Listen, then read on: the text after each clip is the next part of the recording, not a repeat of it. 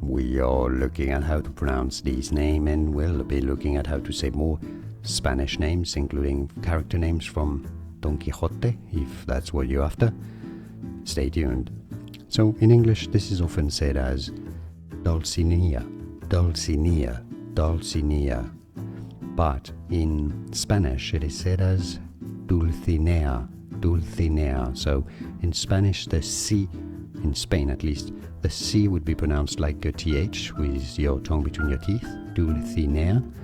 But it'd be fine because in South America to say it as an S sound, Dulcinea. So Dulcinea is fine, but Dulcinea is actually a lot better. Dulcinea or Dulcinea or Dulcinea is how you want to say. I hope that wasn't too confusing. Let's say English Dulcinea, Dulcinea, or in Spanish Dulcinea. You got it? Thank you for watching the video. And yeah, more videos for you to learn more. Thanks for watching.